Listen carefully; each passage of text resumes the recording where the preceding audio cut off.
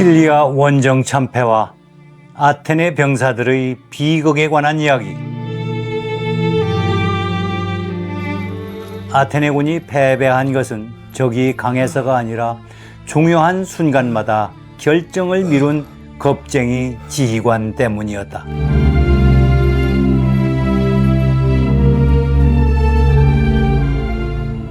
시라쿠사 채석장의 생지옥에 관하여. 돌아가야 해.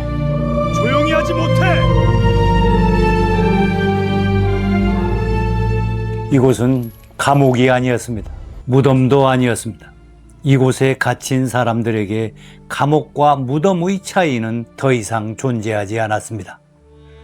굶주림과 갈증, 전염병과 악취, 죽은 자들은 땅속에 묻히지 못했고 살아남은 자들은 그 곁에서 잠이 들었습니다. 불과 몇 달 전까지만 해도 이들은 지중해 최강국 아테네의 병사들이었습니다. 그들은 시칠리아를 정복하기 위해 이곳에 왔습니다. 도시 하나를 굴복시키고 섬 전체를 지배하고 마침내 지중해 패권을 손에 넣으려고 했던 것입니다. 아테네 역사상 보기 드문 대규모의 원정대였습니다. 병사들은 승리를 확신했고 시민들은 개선을 기다리고 있었습니다.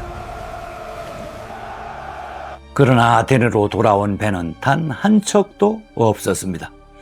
정복자가 되겠다던 군대는 적국의 채석장 밑바닥에서 물 한 모금을 구걸해야 하는 포로가 아닌 노예가 되었습니다. 조용히 하지 못해.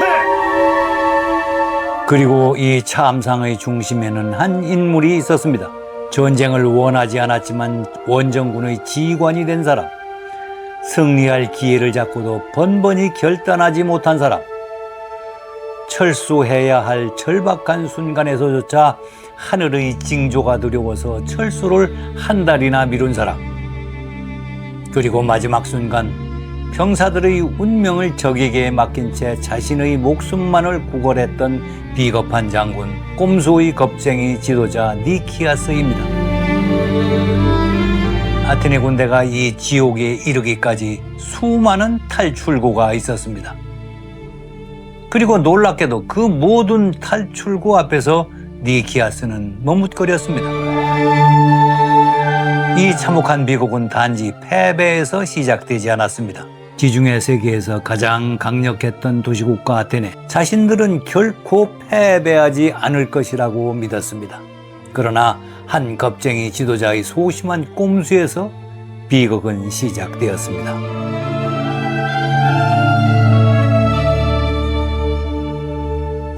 결코 패배할 수 없었던 군대에 관한 이야기. 아테네가 시칠리아로 보낸 원정군은 134척의 함선과 5천여 명이 넘는 중장보병, 궁수와 투창병, 노자비와 기술자, 그리고 막대한 군자금을 싣고 바다를 건넜습니다. 이 수치는 고대의 사료의 집계 방식에 따라 조금씩 다르기는 하지만 한 가지는 분명합니다. 당시 지중해 세계에서 이 함대를 두려워하지 않을 만큼 강력한 도시국가는 없었습니다. 그들은 해전에서 패배하는 법을 몰랐습니다. 그 이전에도 그러했고 그 이후에도 그러했습니다. 마라톤 전투의 승리를 기억하는 아테네군은 육지에서도 자신감에 차 있었습니다. 시라쿠사는 곧 포위될 것이고 시칠리아는 아테네 제국의 새로운 발판이 될 것처럼 보였습니다. 하지만 이 군대를 지휘할 사람은 전쟁을 두려워했고 그 사실을 스스로 솔직히 인정할 용기조차 없었습니다.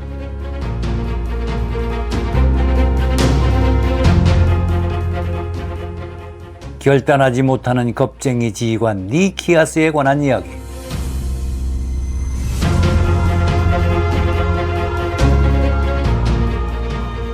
알키비아데스는 아테네로 소환되던 도중 스파르타로 도망갔고 사실상 니키아스 혼자서 군대를 지휘하게 되었습니다.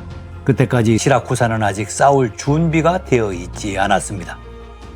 대항구는 무방비로 열려 있었고 아테네군이 서두른다면 시라쿠사를 에워싸는 포의 방벽은 완성될 수 있었습니다. 이것은 알키비아데스가 아테네로 소환되기 전에 이미 정찰을 마쳐놓은 상태였습니다. 그러나 니키아스는 시라쿠사 쪽으로 가지 않고 반대 방향으로 항해하였습니다.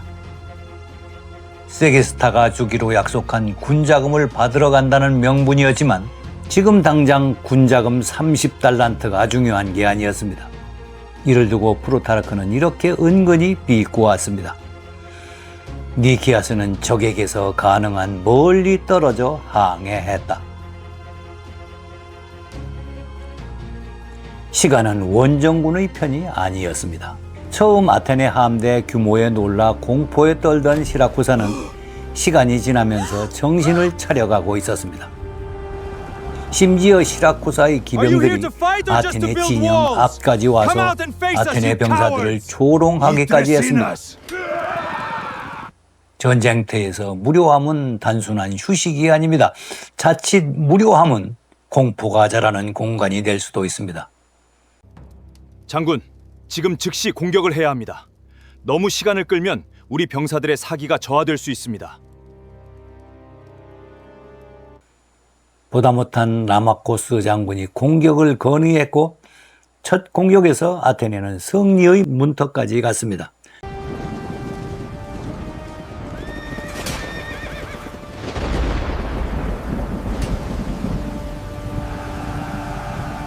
이 순간 필요한 것은 이 승기를 포위로 연결하는 결단이었습니다. 그러나 니키아스는 유리한 대항구와 어렵게 확보한 진지를 버리고 카타나로 돌아갔습니다. 이 전투에서 라마코스 장군이 전사한 때문이기도 하였지만 기병과 군자금을 확보한 뒤 확실한 순간에 다시 공격하겠다는 이유였습니다. 장군, 지금 방벽을 이어야 합니다. 저들이 숨을 돌리기 전에 끝내야 합니다. 기병도 자금도 부족하다. 움직이지 않는다. 전쟁에서 확실한 순간이 오기는 합니까? 그러나 이건 역시 어떻게 하든 위험한 일을 피하고 보는 겁쟁이 니키아스 특유의 소심함 때문이 아니었을까요?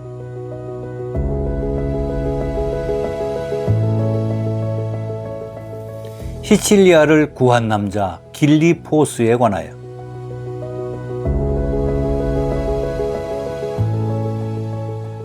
시라쿠사는 항복을 생각할 만큼 심리적으로 궁지에 몰려 있었습니다. 그 거대한 함대를 보시오. 대적하는 건 자살 행위요. 그러나 아테네 함대는 바다를 완전히 봉쇄하지 않았고 육로의 에피폴리아 고지대의 방벽도 완성하지 않았습니다. 그 틈으로 스파르타의 장군 길리포스가 들어왔습니다. 길리포스 장군이 이끄는 스파르타군이 에피플라이를 통과합니다. 마침내 3,000명의 병사들이 시라쿠사에 입성합니다.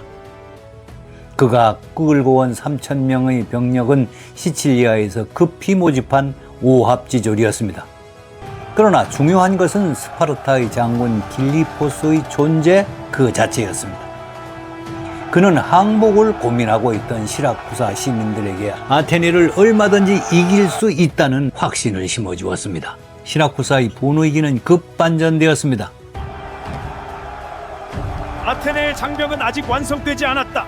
우리가 함께 아테네군을 격퇴할 것이다. 항복을 하는 게 차라리 낫다는 목소리는 잦아들었고 결사항전의 목소리는 날이 갈수록 커졌습니다.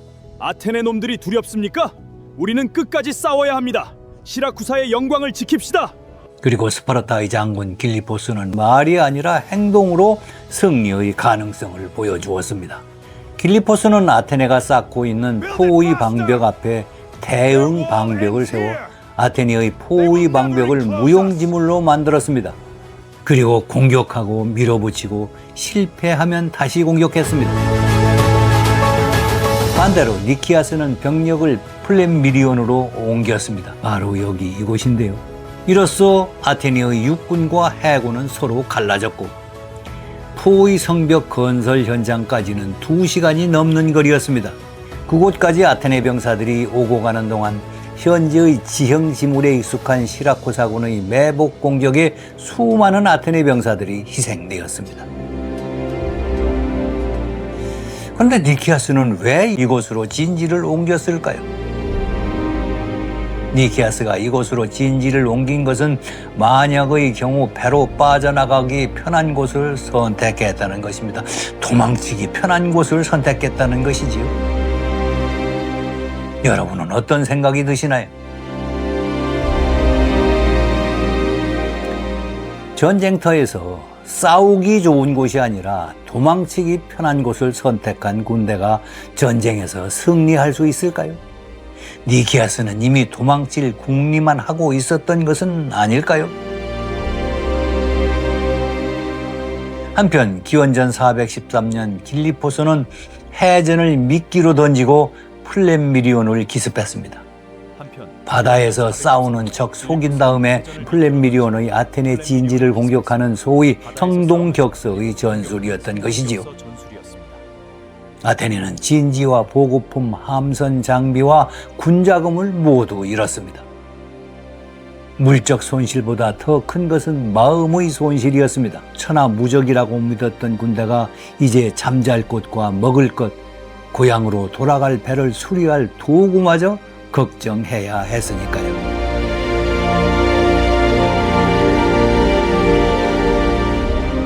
니키아스가 보여준 또 한 번의 꼼수에 대하여 상황이 이 지경에 이르자 니키아스는 또 한 번 특유의 꼼수라는 카드를 꺼내듭니다. 니키아스는 아테네로 편지를 보냈습니다.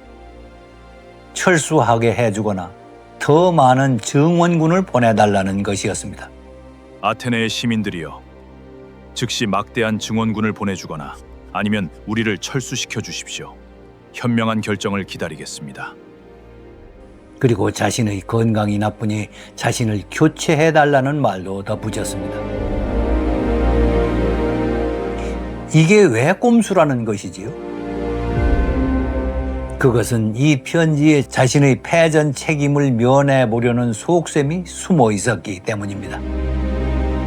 그는 이미 전쟁을 지속할 마음이 전혀 없었습니다. 건강 때문이기도 하였지만 그는 이미 전의를 완전히 상실하고 있었습니다. 그러나 이대로 철수하여 아테네로 돌아가면 그는 패전의 책임을 면할 길이 없었습니다. 아테네는 전쟁에 패하고 돌아온 장수를 용서하는 법이 없었습니다. 그래서 대규모 추와 파병을 요청하면 차라리 그냥 돌아오라는 명령이 내려지고 그때 철수하면 자신의 책임을 면하거나 적어도 추가 파병을 안 해주었지 않느냐고 변명할 구실이 생기겠지요.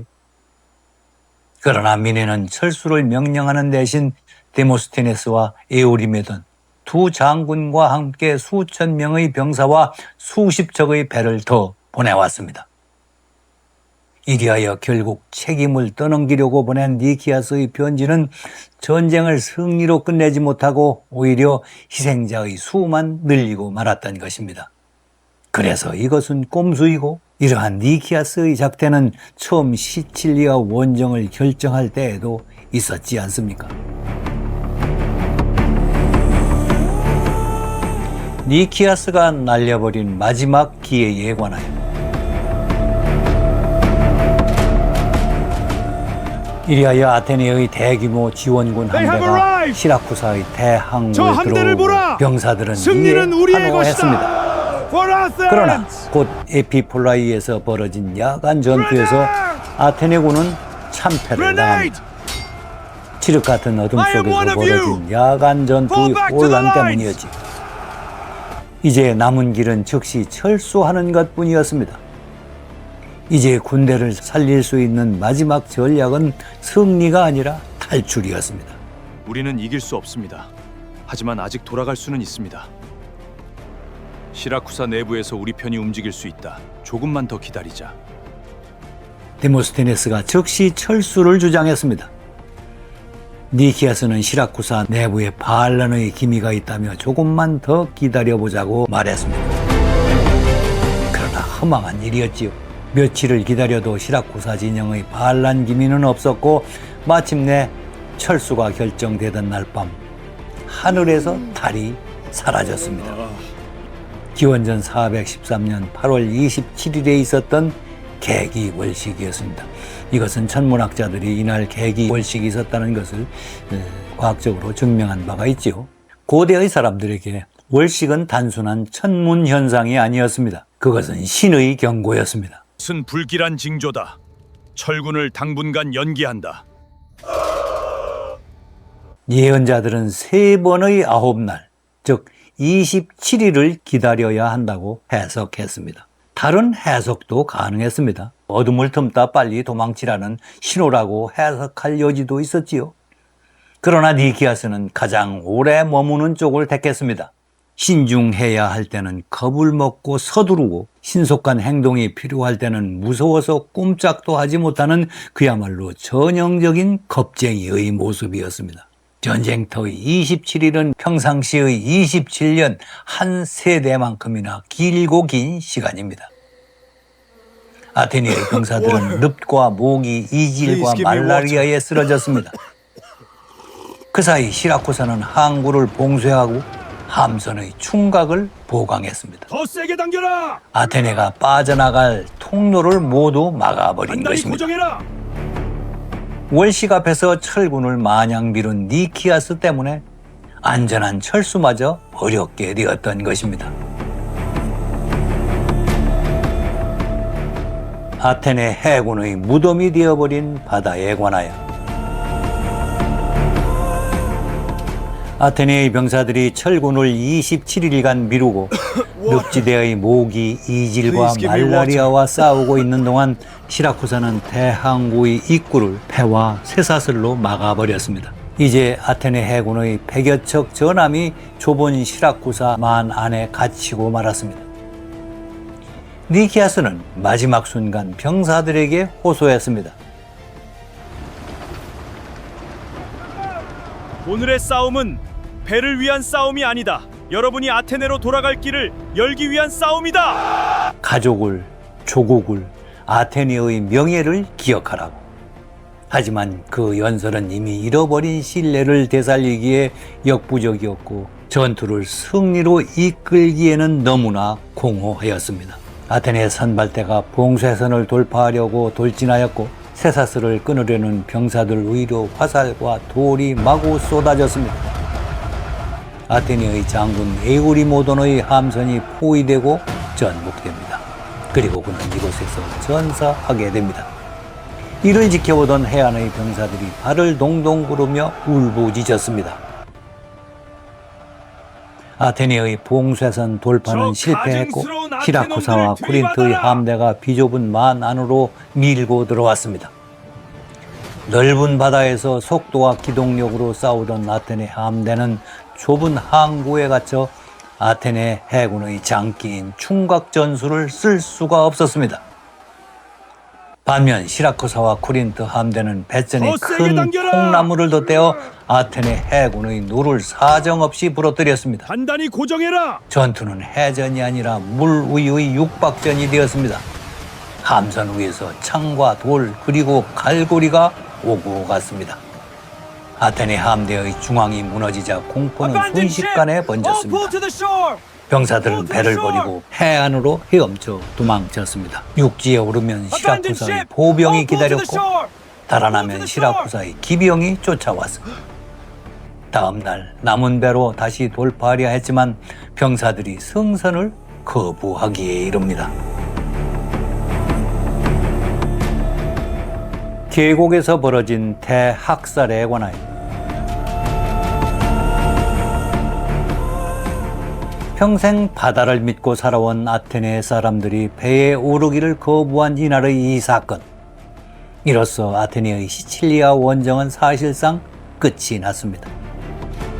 그리고 남은 길은 육지로 도망치는 것뿐이었습니다.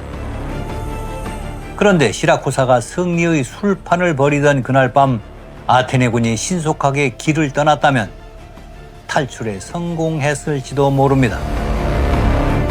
그러나 아테네군은 무슨 영문인지 이틀을 허비했고 또 시라쿠사의 기만 정보에 속아 백주대낮에 출발했습니다.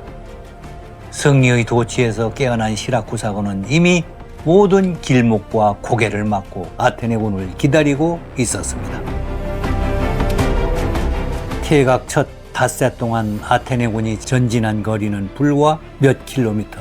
계곡 양쪽에서 화살과 투창, 돌이 쏟아졌습니다. 적은 가까이 오지도 않았습니다.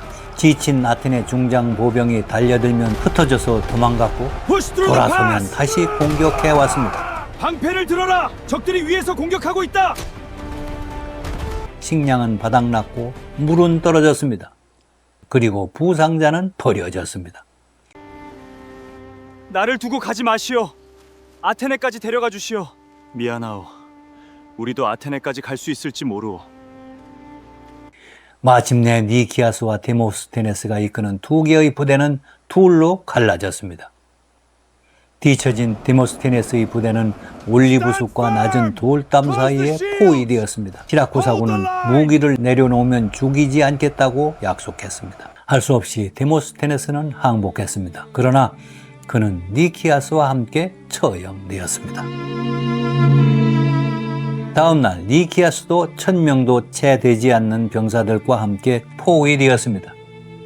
그는 협상을 제안합니다. 병사들을 포로로 잡고 자신을 돌려보내주면 아테네가 전쟁 비용을 갚을 것이며 병사 한 명당 1달란트씩 쳐서 돈을 지불하겠다는 조건이었습니다. 우리를 보내주시오. 아테네가 모든 비용을 갚을 것이오. 그때까지 병사들을 담보로 남겨두겠소. 제안은 거부되었습니다. 니키아스는 하루를 더 달아난 끝에 남은 병력과 함께 항복했습니다. 그는 시라쿠사군보다 스파르타의 길리포스에게 몸을 맡기려 하였습니다. 니키아스 자신이 과거 스파르타와 평화조약을 성사시킨 바가 있었고 또 스파르타 포로의 석방을 도왔던 자신에게 스파르타가 자비를 베풀 것으로 기대했을지도 모릅니다. 니키아스는 이처럼 마지막 순간까지도 부하들을 인질로 자신의 한 목숨을 구걸했을 만큼 목숨의 미련을 버리지 못했던 것이지요. 그리고 자신의 잘못으로 수만 명이 목숨을 잃었건만 자신의 한 목숨은 무엇보다 소중하게 생각했던 것입니다. 스파르타의 길리포스는 니키아스를 스파르타로 데려가려 하지만 시라쿠사 지도부는 이를 허락하지 않았습니다. 이리하여 니키아스는 시칠리아에서 처형되었습니다. 그 많은 부와 명성 그리고 부하들을 인질로 자신의 목숨을 고갈했던 비열함도 그 어느 것도 니키아스의 목숨을 구하지 못했습니다. 시라쿠사의 채석장에서 벌어진 아테네 최악의 참극에 관하여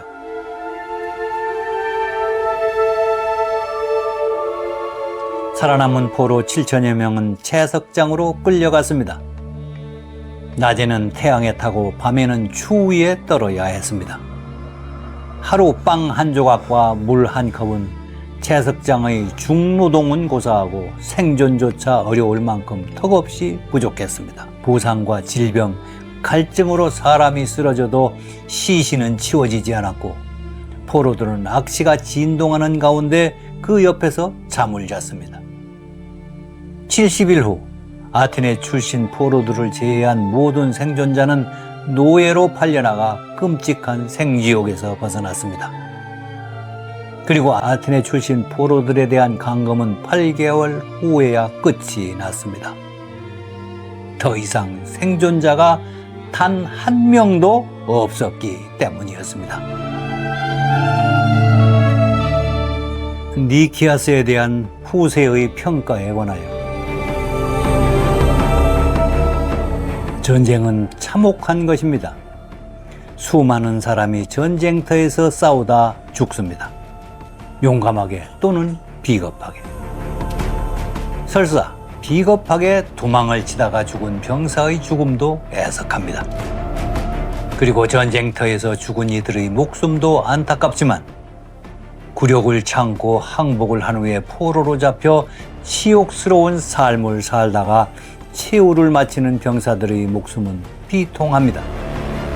특히 시라쿠사의 채석장에서 차마 눈을 뜨고 볼 수 없을 만큼 참혹하게 죽어간 아테네의 포로들은 더욱 그러합니다.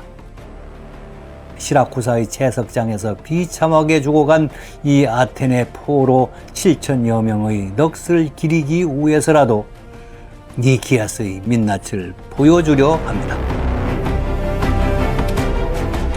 혹자는 반문할 것입니다.